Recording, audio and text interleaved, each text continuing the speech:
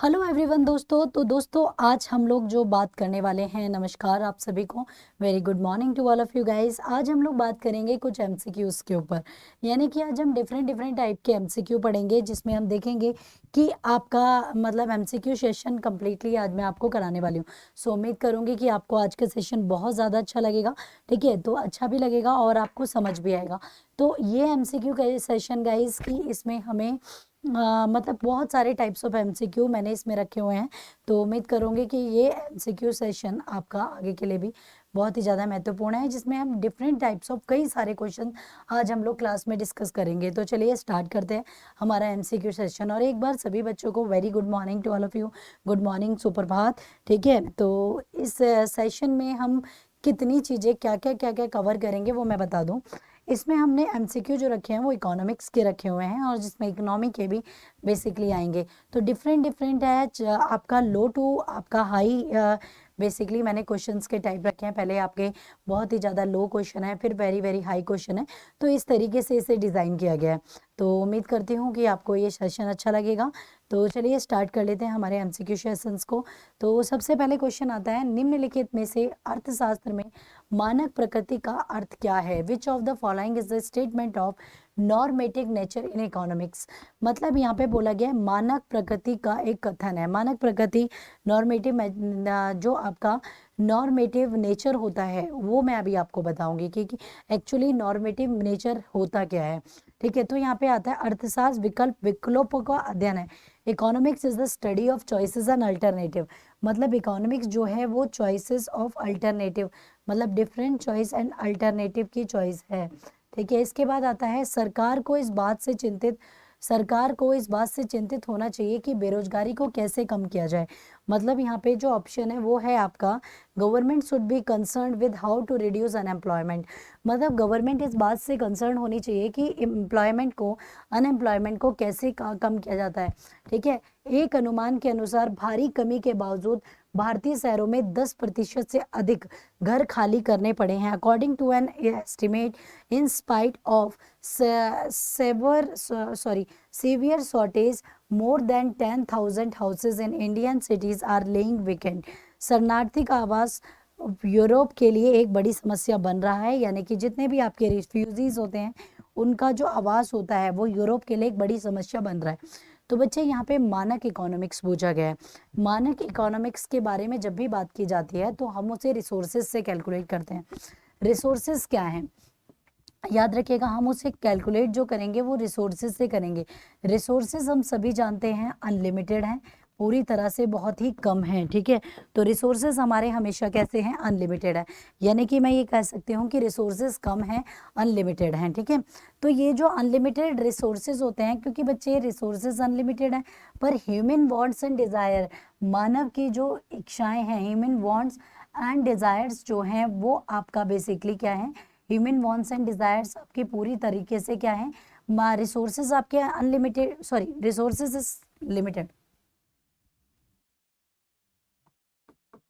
Limited okay, resources आपके पूरी तरह से लिमिटेड है, पर लेकिन ह्यूमन वांट्स एंड डिजायर्स जो हैं आपका वो पूरी तरीके से अनलिमिटेड है। मतलब मानव के जो संसाधन है ना वो अनलिमिटेड है, यानी कि आपके कम है। पर ह्यूमन वांट्स एंड डिजायर्स की जब हम बात करते हैं तो वो कंप्लीटली आपका क्या है? अनलिमिटेड है। ठीक है, तो आपका अनलिमिटेड है, मतलब हमारी ह्यूमन वांट्स एंड डिजायर्स बार बार बढ़ती रहती हैं। तो इकोनॉमिक्स हमें क्या कहता है? इकोनॉमिक्स हमें ये कहता है कि अपने ह्यूमन वांट्स एंड डिजायर्स को मैनेज करने के लिए आपको क्या करना चाहिए?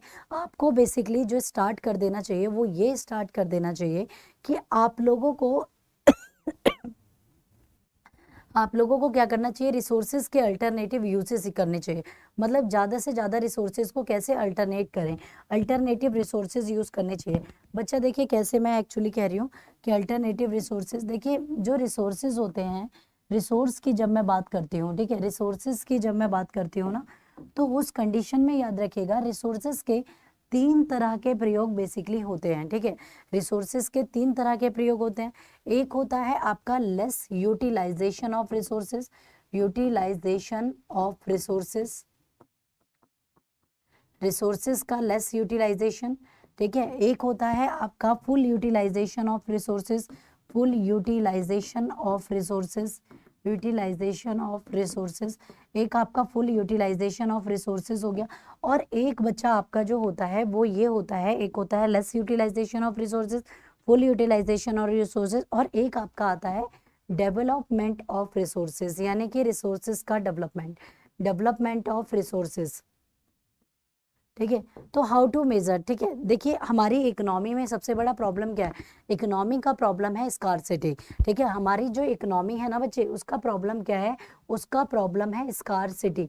स्कार्सिटी को हिंदी में आपका दुर्लभता कहते हैं। ठीक है, तो दुर्लभता बेसिकली कहा जाता है कि हमारी इकोनॉमी में सबसे बड़ा जो इशू है वो क्या है हमारी इकोनॉमी में, वो दुर्लभता का इशू है, यानी कि आपका स्कार्सिटी का इशू है। स्कार्सिटी क्या है, unlimited human wants, unlimited resources. Okay, scarcity actually आपका क्या हो गई, स्कार्सिटी आपका हो गई unlimited, unlimited, unlimited human, unlimited human wants, ठीक है, and limited resources, and limited resources. ठीक है, लिमिटेड रिसोर्सेज। ठीक है, तो अनलिमिटेड ह्यूमन वांट्स एंड आपका लिमिटेड रिसोर्सेज, तो ये आपका क्या हो गया कि हमारे जो रिसोर्सेज हैं वो बहुत ज़्यादा अनलिमिटेड है, मतलब उसमें डिफरेंट डिफरेंट टाइप की बहुत सारी चीज़ें होती हैं, तो हमारे जो रिसोर्सेज हैं वो कम्प्लीटली आपका लिमिटेड है। मतलब अगर मैं अपनी सैलरी की बात करूं तो बच्चे मेरी सैलरी एक लिमिटेड सैलरी तो होगी कि भैया मैं अगर अलग अलग इच्छाएं रखना चाहूँ तो मैं इच्छाएं चाहे जितनी मर्जी रख लूँ, क्या फ़ायदा है उन इच्छाओं का, उन इच्छाओं का कोई फ़ायदा नहीं है, क्योंकि जब मैं उन्हें पूरा ही नहीं कर सकती, मैं पूरा कब कर पाऊंगी, जब मेरी एक तरह से वांट जो होगी, आज मैंने कोई भी चीज़ करी, ठीक है, फॉर एग्जांपल आज मैंने कोई चीज़ करी पर मेरी कल उसके लिए वांट दूसरी बढ़ गई, यानी कि मेरी इच्छा नहीं आ गई, तो मेरी इच्छा तो नहीं आती जा रही है ना, मतलब मेरी जो आपका एक तरह से ह्यूमन वांट्स एंड डिजायर्स हैं वो कम्प्लीटली बार बार बार बार बार बार अगर चेंज होगी तो इकोनॉमी क्या करेगी बेचारी। तो यहाँ पर आपका, ठीक है, तो यहाँ पे याद रखिएगा ये बोलता है आपका ह्यूमन वांट्स एंड आपका लिमिटेड रिसोर्सेज। ठीक है, ये क्या बोलता है, लिमिटेड रिसोर्सेज, तो हमारी ह्यूमन वांट्स वो हो जाएंगी। तो इकोनॉमी हमें कहती है कि आपको रिसोर्सेज को किस इस तरीके से प्रयोग करना है कि या तो आप उसका फुल यूटिलाइजेशन करो, या तो आप उसका क्या करो, फुल यूटिलाइजेशन करो, उसका पूर्ण प्रयोग करो, या उसके अल्टरनेटिव, अल्टरनेटिव यूसेस ढूंढिए। ठीक है, आप क्या ढूंढिए, उसके अल्टरनेटिव यूजेस। देखिए कैसे होते हैं अल्टरनेटिव यूजेस, अल्टरनेटिव यूजेस का बच्चों मतलब एक्चुअली क्या होता है, अल्टरनेटिव यूजेस का, अल्टरनेटिव यूजेस का मतलब होता है कि एक ही रिसोर्सेज को किस इस तरीके से यूज करना कि आप उसमें डिफरेंट डिफरेंट टाइप के क्या कर सकते हो, प्रयोग कर सकते हो। जैसे कि अगर मैं बात करूं, मान लीजिए कि मैंने आपको एक पेन दिया, for example this one pen, ये मैंने आपको एक पेन दिया और मैंने कहा कि जाइए इसकी इंक को यूटिलाइज करके आइए। तो कुछ लोग तो क्या करेंगे कि इसमें 10 का इंक है, ठीक है, इसमें जो इंक है वो 10 का है, तो वो 10 में से 7 ही यूज करेंगे। ठीक है, तो जब उन्होंने 7 यूज किया तो ये इकोनॉमी में लेस यूटिलाइजेशन हो गया। ठीक है, इसको दिखाने के लिए मैं आपको इस तरीके से दिखा सकती हूँ कि ये इकोनॉमी में, मान लीजिए एक इकोनॉमी है, ये हमारे रिसोर्स हैं। ठीक है, याद रखिएगा ये हमारे क्या है, ये रिसोर्सेज हैं। ठीक है, ये हमारे रिसोर्स हो गए, मतलब हम इतना यूज कर सकते हैं, मतलब ये यू कैन से हम इतना मतलब इतना यूज कर सकते हैं, एक ऑप्टिमल यूज है। ठीक है, आप ये कह सकते हो कि ये एक आपका ऑप्टिमल यूज है कि आप एटलीस्ट उसे इतना यूज कर सकते हो इकोनॉमी को। ठीक है, पर आप क्या कर रहे हो ये 10 वाला पॉइंट है बेटा, 10 वाला पॉइंट। ठीक है, आपने क्या किया, आपने इकोनॉमी को जो यूज किया ना, आपने इतना ही यूज किया, यानी कि आपने जब उसे 7 पे यूज किया, यानी कि ये वाला भाग जो आपने यूज किया है, यानी कि इतना ही भाग उसका यूज किया।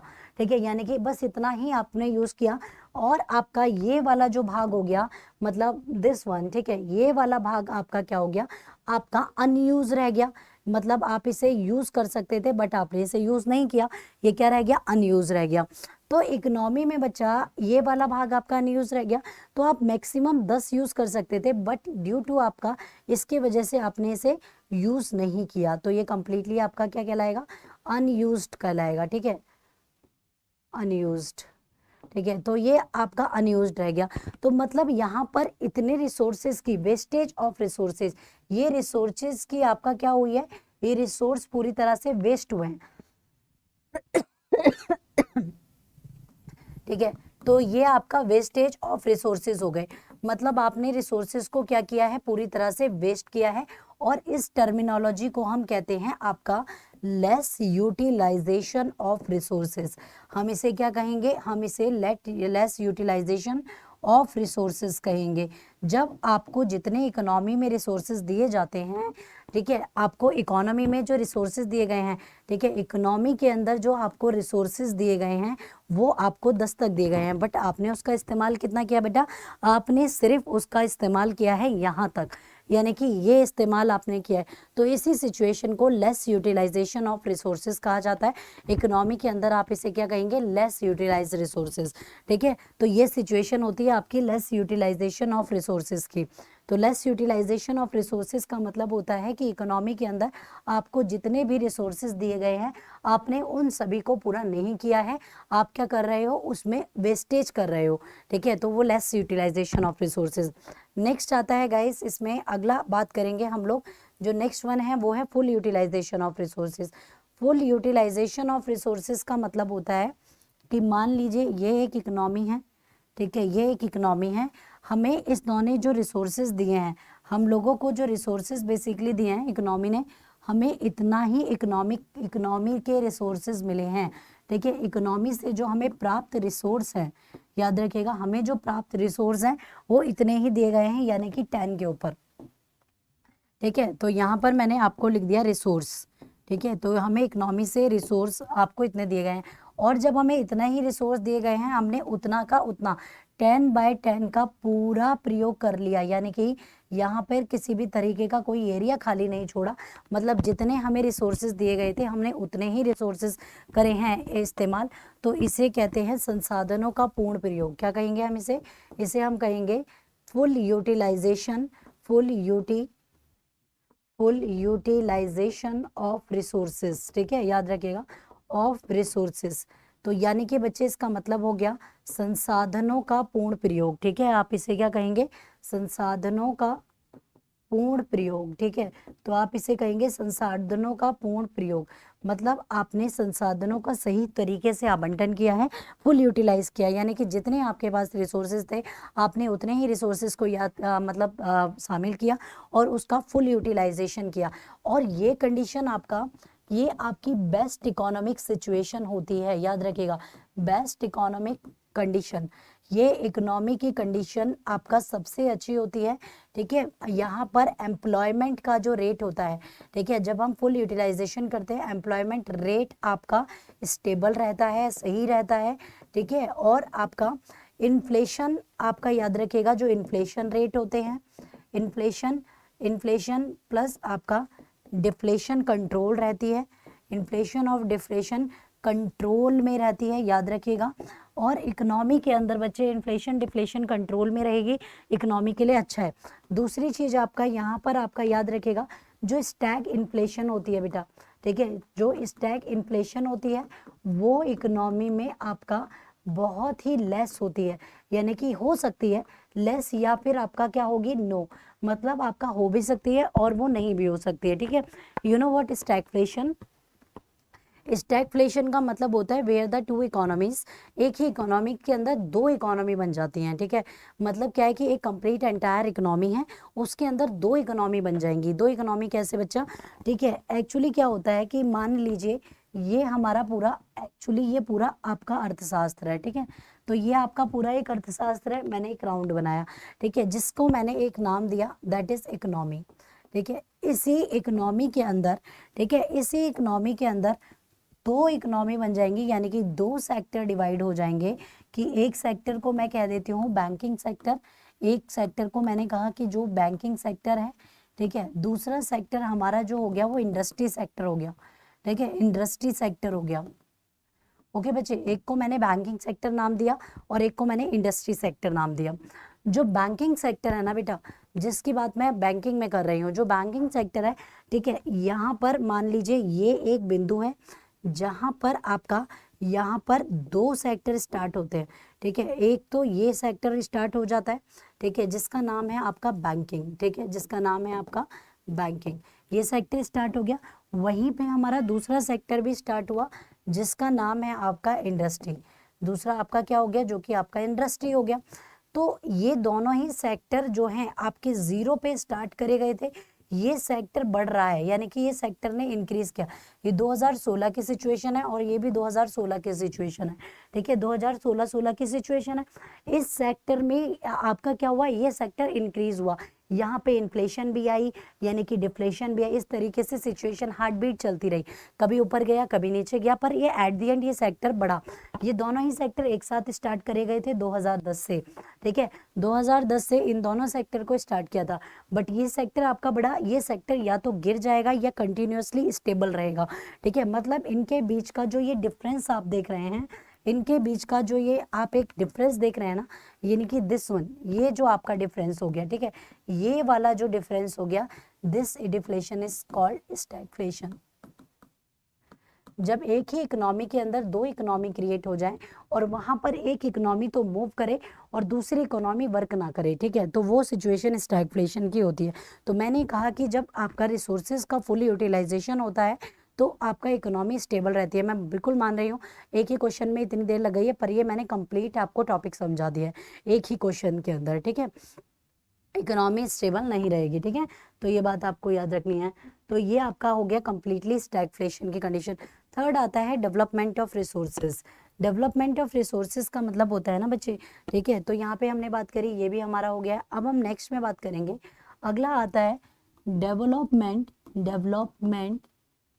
ऑफ रिसोर्सेज, ठीक है। तो रिसोर्सेज का जो डेवलपमेंट है बेटा, ठीक है, डेवलपमेंट ऑफ रिसोर्सेज, रिसोर्सेज का डेवलपमेंट एक्चुअली कैसे होता है कि ये हमारी इकोनॉमी है, ठीक है, ये इकोनॉमी है, इकोनॉमी ने हमें रिसोर्सेज जो दिए हैं, इकोनॉमी के जो हमें रिसोर्सेज मिले हैं, इकोनॉमी, ठीक है, इकोनॉमी के जो हमें रिसोर्सेज मिले हैं वो कितने मिले हैं, वो 10 पे मिले हैं, ठीक है। पर लेकिन हमने कुछ ऐसी अल्टरनेट यूजेस करे, मतलब फर्दर कुछ ऐसा काम किया ना। मैंने एक एग्जांपल दिया था, दिस वन पैन, इसके अंदर 10 की स्याही है, ठीक है, स्याही खत्म हो गई, अब मैंने इसके अल्टरनेटिव यूजेस जोड़े कि मैं इसको और किन तरीकों से यूज कर सकती हूँ, यानी कि मैं इसके क्या क्या अल्टरनेट यूजेस ढूंढ सकती हूँ। और जब मैंने ये अल्टरनेटिव यूजेस ढूंढ लिए ना, तो मैंने इकोनॉमी में क्या कर दिया, जब मैंने इसके अलग अलग डिफरेंट टाइप के अल्टरनेटिव यूजेस ढूंढ लिए, ठीक है, अलग अलग टाइप के जब मैंने इसके अल्टरनेटिव यूजेस ढूंढ लिए हैं, तो अब मैं क्या करूंगी, यहाँ पे याद रखिएगा, अब मैंने इसके अल्टरनेटिव यूजेस ढूंढ लिए, तो मैंने रिसोर्सेज को और ज़्यादा बढ़ा दिया, यानी कि मैं इसे 14 के ऊपर लेके आ गई हूँ, यानी कि मेरे रिसोर्सेज बढ़ गए। तो बच्चे इसको हम क्या कहते हैं, इस सिचुएशन को, जो यहाँ पर ये जो सिचुएशन बनी है, ये जो आपका एक्स्ट्रा फीलिंग हुआ है, इसी को हम लोग जो कहते हैं, हम लोग इसे कहते हैं डेवलपमेंट ऑफ रिसोर्सेज, ठीक है, याद रखिएगा, डेवलपमेंट ऑफ रिसोर्सेज। इस सिचुएशन को हम लोग डेवलपमेंट ऑफ रिसोर्सेज कहेंगे, जहां पर आप लोगों के रिसोर्सेज आप मैक्सिमम यूज करते हैं। आप पे पेन की, मैंने आपको एक पेन का एग्जांपल दिया, पेन को मैक्सिमम कैसे यूज कर सकते हो, दिस पेन, मान लीजिए आपका इसका डेवलपमेंट हमें करना है, तो मैं क्या करूंगी, इसे दोबारा से रिफिल कर दूंगी, या तो मैं इसे रिफिल कर दूंगी या इसको बांध बूंद के अपने बालों में लगा लूंगी, तो मतलब या इन्हें इकट्ठा करके बाद में पेन होल्डर बना लूंगी। तो मैंने इन रिसोर्सेज को कुछ इस तरीके से इस्तेमाल किया है कि मैं इसे भविष्य तक इस्तेमाल कर सकूं। तो बच्चे आपके नैरेटिव इकोनॉमिक्स क्या कहती है, ठीक है, नॉमरेटिव इकोनॉमिक्स क्या कहेगी, याद रखिएगा, नॉमरेटिव इकोनॉमिक्स, ठीक है, याद रखिएगा, नॉमरेटिव इकोनॉमिक्स हमेशा कहती है कि रिसोर्सेज के जो आपका जो रिसोर्सेज हैं, ठीक है, याद रखिएगा, जो भी आपके रिसोर्सेज हैं उनका नॉमरेटिव का मतलब होता है मानक अर्थव्यवस्था, ठीक है, याद रखिएगा, मानक अर्थव्यवस्था। मानक अर्थव्यवस्था हमेशा क्या कहती है, मानक अर्थव्यवस्था हमेशा कहती है जब संसाधनों, याद रखिएगा, जब संसाधनों का अल्टरनेटिव प्रयोग का विकास किया जाता है, विकास किया जाता है तो उसे आप नॉमरेटिव इकोनॉमिक्स कहते हैं, जब आप संसाधनों का विकास करते हैं, यानी कि when the growing the development for, मतलब किसके द्वारा, तो ये भी याद रखिएगा किस चीज के द्वारा, तो अल्टरनेटिव यूजेस ऑफ रिसोर्सेज, ठीक है, याद रखिएगा, अल्टरनेटिव यूजेस ऑफ रिसोर्सेज, मतलब आप रिसोर्सेज के अल्टरनेटिव यूजेस कर रहे हैं, उसके अलग अलग प्रयोग कर रहे हैं। तो जब आप रिसोर्सेज के अल्टरनेटिव यूजेस करेंगे तो संसाधनों का डेवलपमेंट होगा, और डेवलपमेंट ऑफ रिसोर्सेज आपके क्या कहलाते हैं, वो आपके नॉमरेटिव इकोनॉमिक्स कहलाते हैं। बच्चे यहाँ पे मैंने आपको ये सारी चीज़ें ऑलरेडी डिफाइन कर दी हैं कि कौन कौन सा नॉमरेटिव इकोनॉमिक्स में आएगा। ठीक है, तो यहाँ पर जो आपसे पूछा गया था, तो आपका यहाँ पे करेक्ट आंसर जो हो जाना चाहिए, वो करेक्ट आंसर क्या हो गया, वो ए ही हो जाएगा। ठीक है, अगला सवाल आता है, द नेक्स्ट क्वेश्चन इज,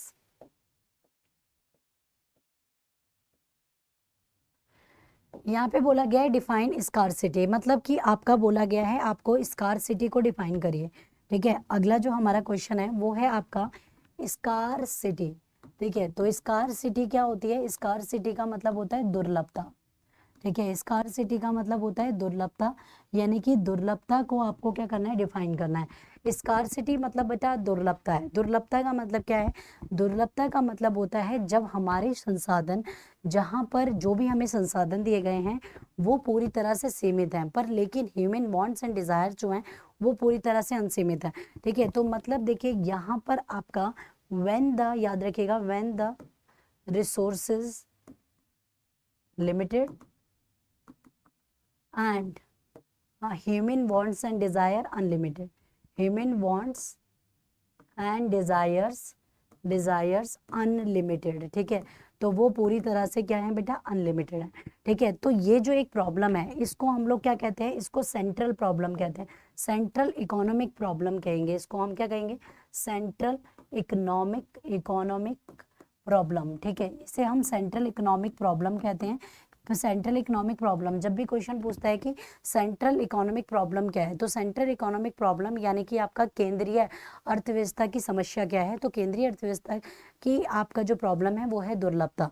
ठीक है, ये आपका कंप्लीटली, इसका क्या कारण है कि दुर्लभता क्यों होती है बेटा, दुर्लभता के बहुत सारे रीजन हो सकते हैं। ठीक है, दुर्लभता को सही कैसे किया जा सकता है, तो दुर्लभता जब भी होती है ना, वो 3 तरह के क्वेश्चन मार्क छोड़ देती है इकोनॉमी पे, याद रखिएगा। दुर्लभता, दुर्लभता जब भी होगी तो वो इकोनॉमी के ऊपर, जो हमारी इकोनॉमिक्स है उसमें 3 तरह के बड़े सवाल छोड़ेगी। ठीक है, वो 3 तरह के सवाल क्या हैं, 3 तरह के सवाल जो हैं वो हैं आपका, मतलब अगर हमारी इकोनॉमी में आप जब दुर्लभता हो जाती है तो 3 सवाल आते हैं। पहला सवाल क्या आता है आपका, पहला क्वेश्चन आता है what to produce, what to produce, पहला क्वेश्चन आता है व्हाट टू प्रोड्यूस, क्या उत्पादन किया जाए कि दुर्लभता ना हो, क्या उत्पादन किया जाए। ठीक है, क्या उत्पादन किया जाए। ठीक है, दूसरा आता है बच्चे what to produce, how to produce. ठीक है, हाउ टू प्रोड्यूस यानी कि कैसे उत्पादन किया जाए बेटा। ठीक है, दूसरी प्रॉब्लम हो जाती है कैसे उत्पादन किया जाए, उत्पादन किया जाए, मतलब कैसे उत्पादन किया जाए कि इस प्रॉब्लम से निपटा जाए। ठीक है, तो कैसे उत्पादन किया जाए। अगला आता है होम टू प्रोड्यूस। ठीक है, अगला आता है आपका होम टू प्रोड्यूस, कि मतलब किसके लिए उत्पादन किया जाए। ठीक है, तो पहला आता है व्हाट टू प्रोड्यूस, क्या उत्पादन किया जाए, दूसरा आता है हाउ टू प्रोड्यूस यानी कि कैसे उत्पादन किया जाता है, अगला आता है होम टू प्रोड्यूस, मतलब इसका मतलब होता है किसके लिए उत्पादन किया जाए। ठीक है, तो किसके लिए उत्पादन किया जाए, उत्पादन किया जाए। ठीक है, तो किसके लिए उत्पादन किया जाए। तो बच्चे देखिए ये 3 हमारी सेंट्रल प्रॉब्लम्स हैं इकोनॉमी की ये तीनों सेंट्रल प्रॉब्लम बहुत ही ज़्यादा फेमस हैं। ठीक है, तो ये इकोनॉमी की सबसे बड़ी 3 सेंट्रल प्रॉब्लम्स होती हैं, what to produce, how to produce and whom to produce. What to produce का मतलब होता है कि किस चीज़ का उत्पादन करें, गेहूं का उत्पादन करें, चावल का उत्पादन करें। जब हम मार्केट में आते हैं तो हम ऐसा क्या करें कि हमारी प्रोडक्टिविटी बढ़े, गेहूं को उत्पादित करें, चावल को उत्पादित करें या किस चीज़ को उत्पादित करें। तो बच्चे जब भी ये सवाल आएगा ना कि व्हाट टू प्रोड्यूस, ठीक है, जब भी ये क्वेश्चन माइंड में आ जाए कि व्हाट टू प्रोड्यूस, क्या उत्पादन करें, तो आपके माइंड में ये आना चाहिए कि पहले जब भी व्हाट टू प्रोड्यूस की प्रॉब्लम सामने आती है ना, तो उस कंडीशन में इकोनॉमिक्स रिसर्च होता है। और इकोनॉमिक रिसर्च क्या कहता है, मान लीजिए कोई भी व्यक्ति है, वो उसने क्या करा, एक जैसी लागत लगाई, उसने गेहूं का उत्पादन किया और उसने चावल का उत्पादन किया। ठीक है, गेहूं और चावल, गेहूं में भी उसने 100 रुपए की लागत लगाई, चावल में भी उसने 100 रुपए की लागत लगाई, पर जब वो एक्चुअली मार्केट में बेचने गया तो गेहूं 120 रुपए का बिका, वहीं पे चावल सीधा, मतलब गेहूं 100 130 रुपए का बिका है, पर चावल 110 रुपए का बिका है। ठीक है, तो दोनों में डिफरेंस क्या है? तो मतलब आपका गेहूं ज़्यादा बिका है एज कम्पेयर टू चावल। ठीक है, गेहूं का ज़्यादा बिका है एज कम्पेयर टू चावल। तो व्हाट टू प्रोड्यूस की प्रॉब्लम हमें सेलेक्टिवली चॉइस करनी पड़ती है। ठीक है, सेलेक्ट करके कि आपको वहाँ पे ये देखना पड़ेगा कि हम इनमें से क्या सिलेक्ट करें। ठीक है, तो जब आपको ये सिलेक्शन हो जाता है कि हमें इनमें से क्या सिलेक्ट करना है, तो आपकी ये प्रॉब्लम भी सॉल्व हो जाती है कि व्हाट यू प्रोड्यूस। ओके, तो अभी मेरी प्रॉब्लम आपने यहाँ पे देखते ही क्लियर हो गई होगी कि यहाँ पे 30 है, यहाँ पे 110 है। ठीक है, तो ये प्रॉब्लम यहीं पे क्लियर हो गई कि हमें ये वाला सिलेक्ट करना चाहिए। ठीक है, तो ये प्रॉब्लम आपका डायरेक्टली क्लियर हो गई कि हमें इनमें से कौन सा सिलेक्ट करना चाहिए, ये वाला प्रॉब्लम सॉल्व करना चाहिए। तो व्हाट यू प्रोड्यूस या हाउ टू प्रोड्यूस की जब बात करते हैं, व्हाट यू प्रोड्यूस में हमें हमेशा वही चुनना चाहिए जिसके द्वारा हमारी इकोनॉमी में हमारी लागत कम हो, क्योंकि दोनों की लागत बराबर है, पर लेकिन जो लाभ मिल रहा है वो आपका गेहूं का ज़्यादा है कंपेयर टू चावल। ठीक है, तो दोनों की लागत बराबर है, पर जो लाभ मिला वो हमें गेहूं में ज़्यादा मिला और चावल में हमें कम मिला। तो हमें अगली बार अब जब प्रोडक्शन करेंगे, तो हम जो प्रोडक्शन करेंगे वो हम सिर्फ गेहूं का प्रोडक्शन करेंगे। चावल का अगर हम करना चाहें तो अलग तरीके से कर सकते हैं, पर इनिशियली हम गेहूं का। तो आपका व्हाट टू प्रोड्यूस की प्रॉब्लम जो होती है, ये जब सॉल्व की जाती है, ये सिलेक्टिव इकोनॉमिक मेथड से सॉल्व की जाती है, जब आपका सर्वे वगैरह किया जाता है उसके थ्रू। अगला आता है हाउ टू प्रोड्यूस।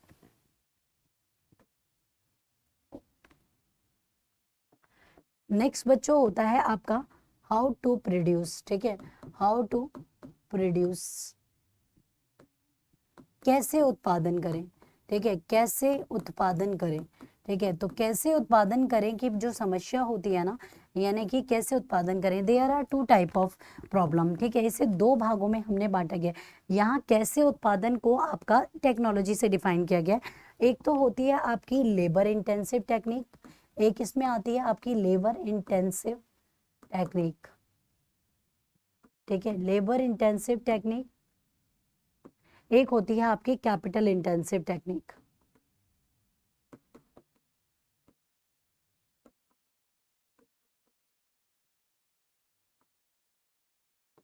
ठीक है, एक आपकी लेबर इंटेंसिव टेक्निक और दूसरा कैपिटल इंटेंसिव टेक्निक। यानी कि लेबर इंटेंसिव टेक्निक को हिंदी में जो कहते हैं ना, वो कहते हैं आपका श्रम गहन तकनीक। याद रखिएगा, श्रम गहन तकनीक। इसको कहते हैं आपका पूंजी गहन तकनीक। याद रखिएगा, पूंजी गहन तकनीक। बच्चों देखो, आपका लेबर इंटेंसिव टेक्निक का मतलब होता है जहां पर काम करने वाले जो लोग हैं, यहाँ पे हाउ टू प्रोड्यूस का मतलब है कैसे उत्पादन करें यार, किन चीज़ों का करें कि वो उत्पादन हो जाए। तो कैसे उत्पादन करने के लिए हमें लेबर इंटेंसिव टेक्निक और कैपिटल इंटेंसिव टेक्निक को देखना चाहिए। लेबर इंटेंसिव टेक्निक का मतलब होता है जहाँ पे काम करने वाले जो लोग हैं उनमें मजदूर वर्ग बहुत ज़्यादा है। ठीक है, काम करने वाले जो लोग हैं उनमें मजदूर वर्ग बहुत ज़्यादा है, इसीलिए उसे लेबर इंटेंसिव टेक्निक कहते हैं। कैपिटल इंटेंसिव का मतलब होता है पूंजी गहन तकनीक। पूंजी गहन तकनीक में बच्चा क्या होता है कि यहाँ पर जो काम करने वाले हैं वो क्या, यहाँ पे मशीनों के थ्रू ज़्यादातर काम किया जाता है। ठीक है, जो काम किया जाएगा वो अधिकतर मशीनों के थ्रू काम किया जाएगा, तो इसीलिए लेबर इंटेंसिव टेक्निक जहाँ पे काम करने वाले व्यक्ति आपका क्या होते हैं, बहुत ही ज़्यादा क्या होते हैं, श्रमिक वर्ग होता है, मशीनें कम होती हैं। कैपिटल इंटेंसिव टेक्निक में मशीनें ज़्यादा होती हैं, श्रमिक कम होते हैं। एक बात याद रखना, कैपिटल इंटेंसिव टेक्निक में आपका अनएम्प्लॉयमेंट बढ़ता है। याद रखिएगा, अनएम्प्लॉयमेंट जो होगा वो इंक्रीज होगा। ठीक है, तो यहाँ पे अनएम्प्लॉयमेंट बढ़ेगा क्योंकि मशीनें ज़्यादा आ जाएंगी, बल्कि यहाँ पे एम्प्लॉयमेंट प्रमोट होता है। ठीक है, यहाँ पे याद रखिएगा, यहाँ पर एम्प्लॉयमेंट मतलब आपका प्रमोट किया जाएगा, ज़्यादा से ज़्यादा रोजगारी आपका होगी। ठीक है, तो ये एक सिनारियो होता है गाइस हाउ टू प्रोड्यूस। इसमें से आप कौन सा चूज करेंगे, आप चूज करेंगे कैपिटल या लेबर, आप वही चूज करेंगे जिसके लिए आपकी जेब अलाउ करेंगे। मान लीजिए कि आपके पास पैसा बहुत ज़्यादा है, देखिए सिंपल सी बात है, कैपिटल इंटेंसिव में खरीदनी होती है मशीन्स, और जब मशीन वो खरीदा जाता है तो बहुत सारा पैसा लगता है। ठीक है, सिंपल सी बात है, जब मशीन खरीदोगे तो काफ़ी सारा पैसा लगेगा, और जब इतना सारा पैसा लगेगा ना गाइस, तो आप खुद ही क्या कर दोगे, आप देखोगे कि मेरी पॉकेट में उतना पैसा है या नहीं है, होगा तो आप करोगे, नहीं होगा तो आप नहीं करोगे, सिंपल सी बात है। तो कैपिटल इंटेंसिव टेक्निक की अगर जब हम बात करते हैं आपका पूंजी गहन तकनीक की, तो आप हमेशा याद रखिएगा, आप जब भी उसे यूज़ करेंगे जब आपका कैपिटल बहुत ज़्यादा होगा, या आप एक कैपिटलाइज इकोनॉमी में ज़्यादातर होता है, कैपिटलिज्म जहाँ पर है, पूंजीवाद जहाँ पर है वहाँ पर ज़्यादा होगा, ठीक है। यहाँ पर या तो वो मिक्स इकोनॉमी होगी या फिर वो सोशलिज्म होगी, ठीक है। कैपिटल इकोनॉमी में आपका लेबर इंटेंसिव कम यूज़ की जाती है, ठीक है, और बल्कि कैपिटल इंटेंसिव में आपका मतलब क्या होता है, टेक्नोलॉजीज को ज़्यादा यूज़ किया जाता है। सो वेल, आई होप कि आपको मेरी बात यहाँ पे क्लियरली समझ आ गई है। अगला आता है whom to produce. Whom to produce की जो समस्या है बच्चे, वो हमेशा किसके लिए होती है? Whom to produce. Whom to produce की जो समस्या का निदान अगर हम करते हैं, या जब मैं होम टू प्रोड्यूस की समस्या की आपसे बात करती हूँ, तो ये होम टू प्रोड्यूस की समस्या आपका होती है कि किस सेक्टर के लिए इन्वेस्ट करें, पब्लिक सेक्टर, प्राइवेट सेक्टर, कौन से सेक्टर में करें भैया, किसके लिए करें? तो भाई देखिए, जैसा आपका प्रोडक्ट है उसके लिए करोगे। गेहूं बेच रहे हो आप, तो आप कहाँ जाओगे? आप इंडस्ट्रीज के पास जाओगे जो गेहूं से आटा बनाती है, ठीक है। तो ये आपको पता होना चाहिए कि आपको किसके लिए प्रोड्यूस करना है, ठीक है। नॉर्मल हाउस होल्ड्स के लिए करना है, महिला वर्ग के लिए करना है, बुजुर्ग वर्ग के लिए करना है, ऐसा तो नहीं होना चाहिए आप किसी जगह गए और वहाँ पे बुजुर्ग बहुत ज़्यादा हैं, यानी कि आपका ओल्ड एज बहुत ज़्यादा है, वहाँ पे आप जाके वेस्टर्न ड्रेसेस बेच रहे हो। अब भैया ओल्ड एज बहुत ज़्यादा है तो वो वेस्टर्न ड्रेसेस तो प्रीफर करेंगे नहीं, है ना। तो वहाँ पर आप यंगस्टर के कपड़े बेच रहे हो जहाँ पे आपका ओल्ड एज ज़्यादा है, ठीक है। तो ओल्ड एज जहाँ पे ज़्यादा है तो वहाँ पे उनके हिसाब की चीज़ें बेची जाए, ठीक है, जो उनके इंटरेस्ट की चीज़ें हैं। जो उनके इंटरेस्ट की चीजें होंगी, अगर आप उनको बेचोगे तो वो ज्यादा चलेगी एज कंपेयर टू उसके, ठीक है। तो वेल, आई होप कि आपको मेरी बात ये कंप्लीटली समझ आ गई है। नेक्स्ट में जाऊंगी। अगला आता है, किसी अर्थव्यवस्था में संसाधनों की वृद्धि पीपी पर क्या दिखाती है? मतलब आपका growth of resources is an economy. मतलब जो मैंने आपको अभी बताया था ना, डेवलपमेंट ऑफ रिसोर्सेज या ग्रोथ ऑफ इकोनॉमिक, मतलब कि जब हमारी इकोनॉमी में इतना है, हमारी इकोनॉमी इतनी है पर हमने कुछ ऐसा किया कि वो इकोनॉमी बढ़ गई है, यानी कि यहाँ पर हमारी इकोनॉमी जब बढ़ जाती है तो इसको हम ग्रोथ कहते हैं, ठीक है। इसको हम क्या कहते हैं? ग्रोथ, यानी कि शिफ्ट राइट वर्ड, याद रखिएगा, शिफ्ट राइट वर्ड। जब वो शिफ्ट करेगी राइटवर्ड, तो बोला गया है आपका कि इकोनॉमी कहाँ से कहाँ पे चली जाएगी? बाईं ओर शिफ्ट हो जाएगी, यानी कि लेफ्ट ओवर शिफ्टिंग। अनचेंज आपका पीपीसी, यानी कि जो PPC product producer possibility, sorry, production possibility curve. Production possibility curve ये निर्धारित करता है जिस बिंदु पर कोई भी कंज्यूमर अपनी चीजें खरीदता है, यानी कि जो जिस भी बिंदु पर एक कंज्यूमर जिन चीजों से सेटिस्फाइड होगा उसे हम प्रोडक्शन पॉसिबिलिटी कर्व कहते हैं, यानी कि आप इसे क्या कहेंगे? प्रोडक्शन पॉसिबिलिटी कर्व, ठीक है, उत्पादन संभावना वक्र।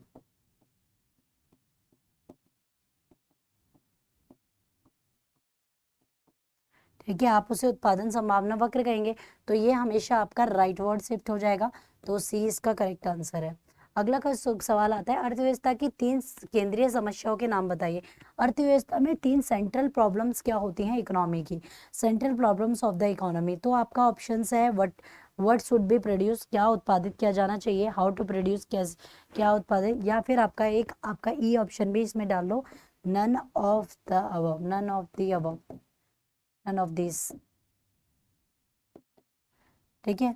तो यहाँ पे आपका आता है क्या उत्पादित किया जाए, कैसे, यानी कि what should be produce, how to produce, and उत्पादन किसके लिए किया जाना चाहिए, for whom should be product for be produce, ठीक है। तो आपका करेक्ट आंसर जो हो जाएगा आपका नन ऑफ दिस नहीं, ऑल ऑफ दिस। जो ये का रखें वो ऑल रखें, तो करेक्ट आंसर आपका ऑल हो जाएगा, यानी कि सभी, ठीक है। अगला सवाल आता है,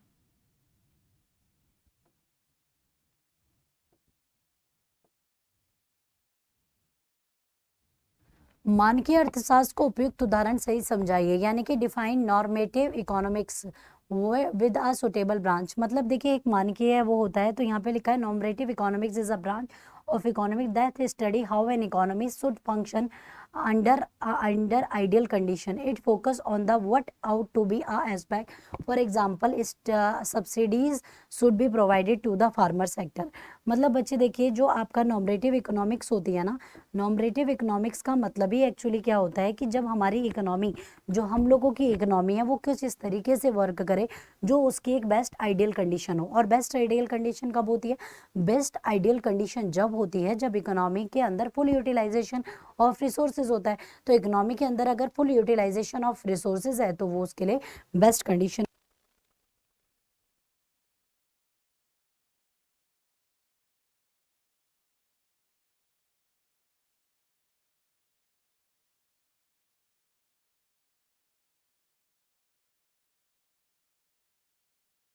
तो वेल, तो इकोनॉमी के लिए बेस्ट इकोनॉमी कौन सी होती है? इकोनॉमी के लिए वो बेस्ट इकोनॉमी होती है जो आपकी नॉमरेटिव इकोनॉमिक्स को प्रमोट करती है। तो यहाँ पे आता है कि पीपीसी बनाते समय संसाधनों के संबंध में मूल धारणा क्या है? ठीक है, the basic assumption regarding resources by creating PPC curve, यानी कि प्रोडक्शन पॉसिबिलिटी कर्व। संसाधन असीमित है, यानी कि रिसोर्सेज आर अनलिमिटेड। संसाधन उत्पादित माल के प्रकार पर निर्भर करते हैं। Resources depend on the kind of good good offside, मतलब आपके good sorry resources depend on the kind of goods produce. संसाधनों को एक विशेष उपयोग के लिए रखा जा सकता है। Resources can be put to particular use. संसाधन स्थिर दिए गए होते हैं। मतलब देखिए, the basic assumption regarding the, मतलब जब हम पीपीसी कर्व बनाते हैं तो बेसिक अजम्पशन क्या होती है? संसाधन असीमित हैं, संसाधन कभी सीमित होते ही नहीं है, तो ये नहीं होगा। संसाधन उत्पादित माल के प्रकार पर निर्भर हैं। Resources depend on kind of goods produce. तो दूसरा अगला आता है, resources can be put the particular. संसाधनों को एक विशेष उपयोग के लिए रखा गया है। संसाधन स्थिर और दिए गए हैं। तो बच्चे देखिए, इसमें जब हम किसी का एस्पेक्ट ढूंढते हैं तो ये देखा जाता है कि आपका उसमें क्या हम मेन अजम्पशन रख सकते हैं। तो मेन अजम्पशन के अकॉर्डिंगली संसाधन स्थिर और दिए गए हैं, इसको हम रख लेंगे। ठीक है, तो वेल, उम्मीद करती हूँ ये बात आपको मेरी समझ आ गई है। ठीक है, तो अगर क्लियर है तो बताएं मुझे। यस मैम, क्लियर है। ठीक है बच्चे, तो ये सारी चीज़ें आपको क्लियर होना बहुत ज़्यादा ज़रूरी है, क्योंकि ये बेसिक है। अभी मैंने बताया ना कि आज हम प्रैक्टिस पेपर कर रहे हैं इकोनॉमिक्स का, तो हम लो लेवल से लेके ऊपर के लेवल तक जहाँ तक मैंने आपको पढ़ाया ये सारा ही रिवाइज कराने वाली हूँ। ठीक है, तो सबसे पहले हमने इकोनॉमी के क्वेश्चन करे, अब हम पीपीसी के भी क्वेश्चन कर रहे हैं, फिर हम जाके अनएम्प्लॉयमेंट, ठीक है, या फिर आपका नीति आयोग, योजना आयोग, ठीक है, मुद्रास्फीति, मांग व पूर्ति, है ना। तो ये सारे क्वेश्चंस भी इसके अंदर इन्वॉल्व करेंगे, ताकि आपको ना ये सारी चीजें डेफिनेटली क्लियर हो कि भैया हाउ टू वर्क, कि वर्क एक्चुअली इकोनॉमी हमारी कैसे वर्क करती है। ठीक है, तो वेल, उम्मीद करूंगी।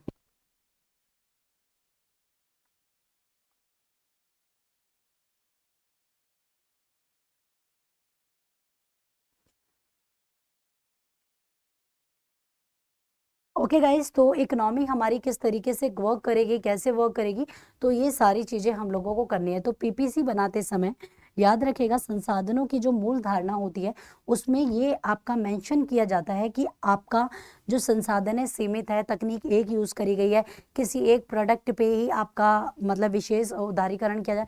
मतलब इसमें जितनी भी चीजें हैं ना अजम्पशन में, वो इजीएस्ट ली जाती हैं। ठीक है, मतलब कि इकोनॉमी के अंदर बच्चे, जब भी आप इकोनॉमिक्स में कोई भी कर्व पढ़ते हैं या कोई भी प्रकार का, किसी भी प्रकार का कोई वक्र पढ़ें, कोई भी कर्व पढ़ें, बट एवर आप कुछ भी पढ़े ना, तो वहां पर ना कुछ अजम्पशंस दी जाती हैं, तो उन अजम्पशंस को करना बहुत ज़्यादा ज़रूरी हो जाता है। ठीक है, तो उम्मीद करती हूँ ये आपको समझ आ गई होंगी। तो जब भी कोई करे, मतलब आप पीपीसी कर्व कर रहे हैं, प्रोडक्शन पॉसिबिलिटी कर्व के बारे में पढ़ रहे हैं, या आप इंडिफरेंस कर्व, इंडिफरेंस कर्व क्या होता है? ठीक है, अगर आप आपका तटस्थ वक्र के बारे में आप पढ़ रहे हैं, तटस्थ वक्र एक किसी की तरह होता है तटस्थ वक्र, जैसे आप इंडिफरेंस कर्व कहते हैं। इंडिफरेंस कर्व क्या होता है बेटा? इंडिफरेंस कर्व या तटस्थ वक्र का मतलब क्या होता है? इंडिफरेंस कर्व का मतलब होता है कि जब हमारी इकोनॉमी, जो हमारी इकोनॉमी है ना, इंडिफरेंस कर्व क्या हो गया? जब हमारी इकोनॉमी के अंदर, याद रखिएगा, जब भी हमारी इकोनॉमी के अंदर, एक बात याद रखेंगे, जब हमारी इकोनॉमी के अंदर जिस बिंदु पर कोई भी आपका कंज्यूमर का जो सेटिस्फेक्शन लेवल है वो जिस बिंदु पर सेटिस्फाइड हो जाता है, ठीक है, तो ये कंज्यूमर के, याद रखिएगा, कंज्यूमर के आपका सेटिस्फेक्शन, याद रखिएगा ये बात कि जो मैं आपको बता रही हूँ कि कंज्यूमर के सेटिस्फेक्शन, ठीक है, सेटिस्फेक्शन लेवल को शो करती है। याद रखिएगा, लेवल को दिखाता है कि वही जिस बिंदु पर कोई भी कंज्यूमर सेटिस्फाइड हो जाता है उसे तटस्थ वक्र, इंडिफरेंस कर्व कहा जाता है। Indifference curve is that curve where the consumer satisfied, जहां पर कंज्यूमर आपका सेटिस्फाइड होता है। अब कई बार कंज्यूमर कई सारे बिंदुओं पर सेटिस्फाइड हो जाता है, तो मतलब आपका जितना कंज्यूमर का सेटिस्फेक्शन लेवल हाई जाएगा, इंडिफरेंस कर्व उतना ऊंचा बनता जाएगा। याद रखिएगा, कंज्यूमर का सेटिस्फेक्शन लेवल जितना ऊपर जाता जाएगा, मान लीजिए कोई भी कंज्यूमर है, फॉर एग्जांपल ये, वो पहले यहाँ पे सेटिस्फाइड था, ठीक है, फिर वो उसका कंज्यूमर का सेटिस्फेक्शन लेवल और चला गया, फिर उसका सेटिस्फेक्शन लेवल और चला गया, मतलब कि उसका सेटिस्फेक्शन लेवल जितना ऊपर जाता जाएगा, यानी कि वो जितना आपका, मतलब मान लीजिए मेरा सेटिस्फेक्शन लेवल है, पहले मैं किसी चीज़ से कम सेटिस्फाइड थी, उसमें थोड़े से मॉडिफिकेशन हो गए, अब मैं उससे थोड़ा ज़्यादा सेटिस्फाइड हूँ, तो धीरे धीरे मैं उस चीज़ से ना काफ़ी ज़्यादा सेटिस्फाइड होने लग गई। तो जैसे जैसे मेरा सेटिस्फेक्शन का लेवल अप जाता रहेगा, उस तरीके से मेरा जो तटस्थ वक्र है वो हाई जाएगा। ठीक है, तो याद रखिएगा हाई इंडिफरेंस कर्व, ये बात बच्चों आप याद रखेंगे।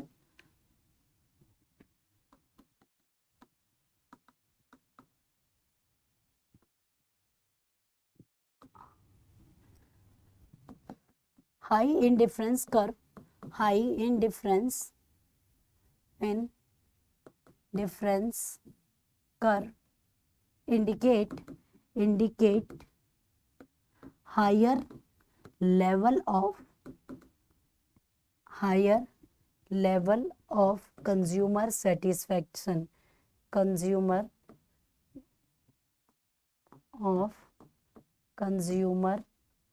satisfaction। ओके, तो कंज्यूमर सेटिस्फैक्शन, तो आपका क्या है कि आपका high level of indifference curve, जितना ज़्यादा इंडिफरेंस वक्र ऊंचा होगा, कंज्यूमर का सेटिस्फेक्शन लेवल भी उतना ज़्यादा होगा। ठीक है, और याद रखिएगा ग्रुप ऑफ इंडिफरेंस कर्व, याद रखिएगा ग्रुप ऑफ इंडिफरेंस कर्व, मतलब जो इंडिफरेंस कर्वों का ग्रुप होता है। ठीक है, तो group of indifference curve, indifference curve, group of indifference curve called, याद रखिएगा इंडिफरेंस कर्व का जो ग्रुप होता है, group of indifference curve called आपका इंडिफरेंस मैप, इंडिफरेंस मैप। जो इंडिफरेंस कर्व आपका जो आपका ग्रुप होता है, यानी कि there are lot of group, ठीक है, जितने भी आपके इंडिफरेंस कर्व के जितने भी ग्रुप होंगे उनको आप इंडिफरेंस मैप कहेंगे। ठीक है, जैसे कि जो एक कंज्यूमर होता है, ठीक है, मान लो ये है, ठीक है, यहाँ पर आपका क्या है, ये एक कंज्यूमर का इंडिफरेंस कर्व होता है। ठीक है, इंडिफरेंस कर्व हमेशा आपका कैसे बनता है, कॉनकेव बनता है। ठीक है, तो आपका यहाँ पे क्या हो गया, तो ठीक है, जो हमारा इंडिफरेंस कर्व होगा, ठीक है, तो higher indifference curve indicate the high level of satisfaction. Clear है बेटा? ठीक है, तो आपको याद रखेगा,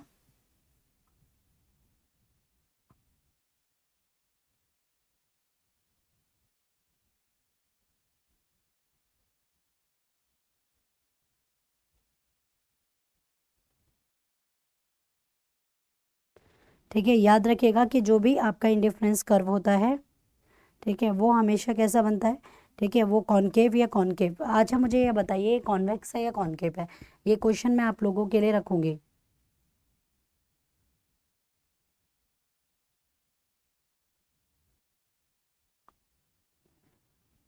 ठीक है, तो जरूर बताइएगा कि यहाँ पर जो ये इंडिफरेंस कर्व है, क्योंकि जब मैं आपका जो आपका पीपीसी वक्र बनाती हूँ वो इस तरीके से का होता है, तो जो इंडिफरेंस कर्व है वो कॉनकेव होता है या कॉन्वेक्स होता है, ये आप लोग मुझे बताइएगा। तो एक इंडिफरेंस कर्व ये कंज्यूमर के, जो भी आपका कंज्यूमर होगा उसके सेटिस्फेक्शन लेवल को दिखाएगा। याद रखिएगा सेटिस्फेक्शन लेवल को शो करता है। ठीक है, उसका जितना भी सेटिस्फेक्शन लेवल है शो करेगा। एक और इंडिफरेंस कर्व, यानी कि अगर मैं एक और आईसी कर्व बना दूं, ठीक है, या फिर उसका हायर सेटिस्फेक्शन हो जाएगा, ये आपका इंडिफरेंस कर्व इस वाले इंडिफरेंस कर्व का कम वो है, तो ये वाला जो इंडिफरेंस कर्व है ये हायर सेटिस्फेक्शन को डिनोट करता है। याद रखिएगा ये इंडिफरेंस कर्व जो है ये हायर सेटिस्फेक्शन दिखाएगा। पर अगर मैं एक और इंडिफरेंस कर्व बना दूं जो IC2 के नाम से है, वो इंडिफरेंस कर्व हमारे और भी ज़्यादा हायर को दिखाएगा। बच्चे देखिए, और जिस इंडिफरेंस कर्व से होकर बजट रेखा गुजरती है, मान लीजिए ये, ठीक है, यहाँ से गुजरती होती है बजट रेखा, जिस इंडिफरेंस कर्व से होकर बजट रेखा गुजरती है, यानी कि जिस भी इंडिफरेंस कर्व से बजट रेखा होके गुजरती है, याद रखिएगा वो कंज्यूमर का इक्विलिब्रियम पॉइंट होता है, जहां पर कंज्यूमर पूर्ण रूप से आपका आर्थिक और हर तरीके से आपका सशक्त हो जाता है। जिस इंडिफरेंस कर्व से होकर बजट रेखा गुजरती है, वहां पर एक कंज्यूमर फुल्ली तरीके से यानी कि पूर्ण रूप से सेटिस्फाइड माना जाता है। तो higher indicating difference curve indicate the high satisfaction level. ठीक है, तो ये याद रखेंगे, जितना हायर इंडिफरेंस कर्व होगा वो ज़्यादा करेगा। और यहाँ पे याद रखेगा, ये जो बजट लाइन होती है जहाँ पे फाइनेंशियली, ठीक है, जहाँ पर फाइनेंशियली एक आपका जो कंज्यूमर है उसका फाइनेंशियली सिचुएशन क्या है, ठीक है, तो जहाँ से ये बजट रेखा गुजरेगी जिस इंडिकेटिव डिफरेंस कर्व से काटती हुई, वो कंज्यूमर का एकदम इक्विलिब्रियम का पॉइंट होगा। वहां पर कंज्यूमर फुल्ली रूप से यानी कि पूर्ण तरीके से सेटिस्फाइड है, उसको कोई दिक्कत परेशानी या वट कुछ भी नहीं है। ठीक है बच्चे, तो वहां पे वो पूर्णतः सेटिस्फाइड हो जाता है। ठीक है, तो higher indifference curve indicate the high level of satisfaction. ठीक है, तो पूरी रूप से सेटिस्फेक्शन वो शो करेगा। तो बच्चे यहाँ पे वही दिया गया था कि इसमें इंडिफरेंस कर्व आपको पता होना चाहिए। एक तो पीपीसी कर्व होता है, प्रोडक्शन पॉसिबिलिटी कर्व, एक आपका इंडिफरेंस कर्व होता है। Indifference curve and PPC curve both are totally different. ठीक है, दोनों ही एक दूसरे से भिन्न होते हैं, एक दूसरे से अलग होते हैं। ठीक है, तो ये आपको मेरी बात समझ आ गई होगी। अगला आता है, या अर्थशास्त्र में अवसर लागत का दूसरा नाम क्या है? What is an another name of opportunity cost? अवसर लागत क्या होती है बच्चे? आर्थिक समस्या, इकोनॉमिक प्रॉब्लम, सीमांत लागत, मार्जिनल कॉस्ट, ठीक है, या फिर आपका कुल लागत यानी कि टोटल कॉस्ट, या आर्थिक लागत, इकोनॉमिक कॉस्ट। बच्चे देखिए, अवसर लागत मतलब होती है कि जब एक बेस्ट के लिए, मान लीजिए मैं किसी जॉब में काम कर रही हूँ पर मुझे कोई एक ऐसा ऑफर मिला है जो बहुत ही ज़्यादा बेस्ट जॉब है, ठीक है, वो उससे भी ज़्यादा अच्छा जॉब है, यानी कि पूरी तरह से बेस्ट जॉब है जिसका मुझे ऑफर मिला है। ठीक है, तो जो मुझे अभी ऑफर मिला है वो उससे भी ज़्यादा बेस्ट है। ठीक है, मान लीजिए पहले मैं कंपनी ए में काम करती थी, ठीक है, तो पहले मैं कंपनी ए में काम करती थी, ठीक है, तो याद रखिएगा कंपनी ए में काम करती थी, बट आज मैं कंपनी बी में काम कर रही हूँ। पर मुझे ए कंपनी भी अच्छी लगती थी, बी कंपनी भी मुझे अच्छी लगती है, पर लेकिन यहाँ पर सैलरी ज़्यादा थी तो इसलिए मैंने चेंज करी। तो एक बेस्ट ऑप्शन के लिए मैंने दूसरा ऑप्शन छोड़ दिया, यानी कि अतिरिक्त लेने के लिए मैंने एक ऑप्शन छोड़ दिया, तो आप इसे सीमांत लागत यानी कि आपका मार्जिनल कॉस्ट कहेंगे। अगला आता है, एक केंद्रीय नियोजित अर्थव्यवस्था में केंद्रीय समस्याओं का समाधान किसके द्वारा किया जाता है? मतलब यहाँ पे याद रखिएगा, in a central planned economy central problem are solved by. मतलब एक सेंट्रल प्लान्ड इकोनॉमी है, देखिए उसके अंदर आप सेंट्रल प्रॉब्लम्स को सॉल्व कैसे करोगे? तो आपका सप्लाई ऑफ गुड्स यानी कि माल की आपूर्ति कर कर, ठीक है, माल को अगर आप आपूर्ति कर देते हैं तो उससे करेंगे। दूसरा आता है डिमांड ऑफ गुड्स, ठीक है, डिमांड ऑफ गुड्स माल की मांग को पूरा करके, या बाजार मैकेनिज्म में, यानी कि बाजार मैकेनिज्म बेटा वो होता है where demand and supply forces, ठीक है, where demand and supply forces, जो सप्लाई की फोर्सेस हैं, ठीक है, where the demand and supply forces exist, coexist, ठीक है, जहां पर डिमांड और सप्लाई फोर्सेस एक साथ काम करती हैं, प्राइस डिटर्मिनेशन करती हैं, उसे आप मार्केट मैकेनिज्म कहते हैं। ठीक है, ऊपर बोला गया है सेंट्रली प्लान्ड इकोनॉमी, यानी कि way there are the many restrictions of government and completely planned by the government, यानी कि इस इकोनॉमी को पूरी तरह से गवर्नमेंट ने प्लान किया है। तो इस अर्थव्यवस्था में कोई भी केंद्रीय समस्या होगी तो वो योजना प्राधिकरण यानी कि आपका प्लानिंग अथॉरिटी ही उसको पूरा कर सकती है, क्योंकि वो तो पूरी तरीके से प्लान्ड इकोनॉमी है ना। अब प्लान्ड इकोनॉमी में आप जाके क्या करोगे? ठीक है, तो प्लान्ड इकोनॉमी में हम कुछ नहीं कर सकते। ठीक है, एक बाजार अर्थव्यवस्था में केंद्रीय समस्याओं का समाधान किसके द्वारा किया जाता है? बाजार अर्थव्यवस्था में in a market economy central problems are solved. एक मार्केट इकोनॉमी है तो आप उसकी सेंट्रल प्रॉब्लम को किससे सॉल्व करोगे? डिमांड फॉर द गुड्स माल की मांग से, माल की आपूर्ति सप्लाई ऑफ द गुड्स यानी कि योजना प्राधिकरण आपका प्लानिंग अथॉरिटी से करोगे, बाजार तंत्र से करोगे, मार्केट मैकेनिज्म से करोगे, या बेसिकली आप किससे करोगे, है ना। तो जब भी बच्चे ऐसी कोई बात आए, ठीक है, याद रखिएगा जब भी ऐसी कोई बात करे या ऐसी कोई भी बात आती है तो उस कंडीशन में हम अपनी इकोनॉमी को कैसे पूर्ण रूप से वर्कआउट करेंगे?